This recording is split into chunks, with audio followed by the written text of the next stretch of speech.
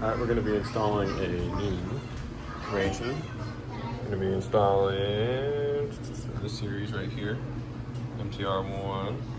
We used to have a microwave here, but it broke. Previous owner of this house did a lot of hack jobs, so we're going to be gutting the whole kitchen. Not really concerned with that hole. But what I discovered was all of our ducting going up out the roof was not connected. So I had to rip all this out, pull the cabinet out, and actually fix the ducting and tape it so it's sealed properly. And that was not fun.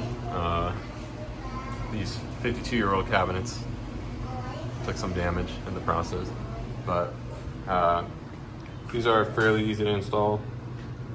First thing you want to do is figure out if you're going to be doing a rectangular or a circle ducting, which is just really dependent on your situation. Comes with both. For this specific model, I'll be using the rectangular, standard 10" by 3 1/4 inch, and as you can see, that will just go up in there. Then you want to mount this came with easy brackets, so you mount these 3 1/2 inches from the back, and that basically allows you to slide it on. So when you go to actually secure the 4 screws in each corner, it's holding up for you. And then for this rectangular bracket, or even if you use the circular one, what I recommend doing is taping the seam, because if you don't, air will escape out where this sits down here, because it's just held in with screws, so there's no sort of like padding to help secure it.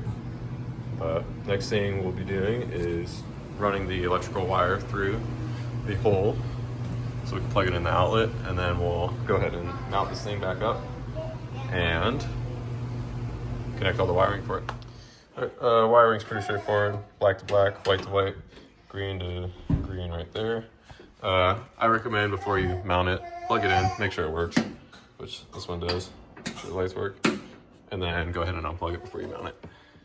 All right, so I pulled this down a little bit. I'm gonna go ahead and wrap tape around it to get it ready, so when I put this up, before mounting it, I can just squeeze the tape down and get it all nice and tight around it.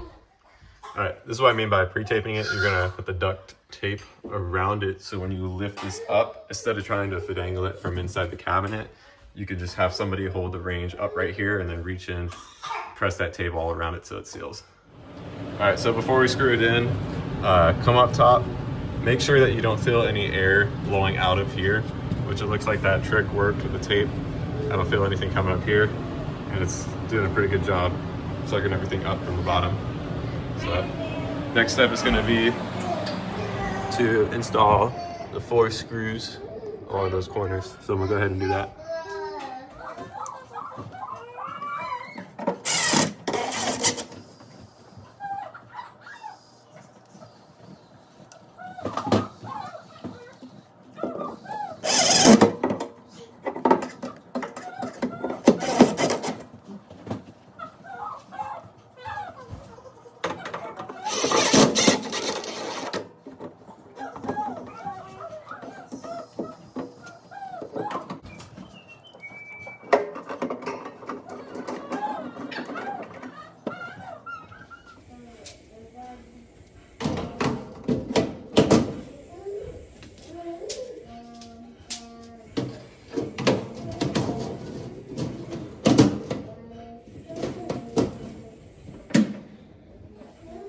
All right, well, last thing to check after it's all done is you want to make sure that the flap in there opens up freely. So you'll see when I turn it on, it opens up, and then when I turn it off, it'll come back down eventually. But that's just a draft protector, so you don't get any backdrafts coming in from where it exits out your roof. Got the wiring all tucked away. In the future, I'm gonna change this rectangular duct to a round 7" one, so it matches what goes out the roof, but gonna wait till we end up redoing the rest of the kitchen for that.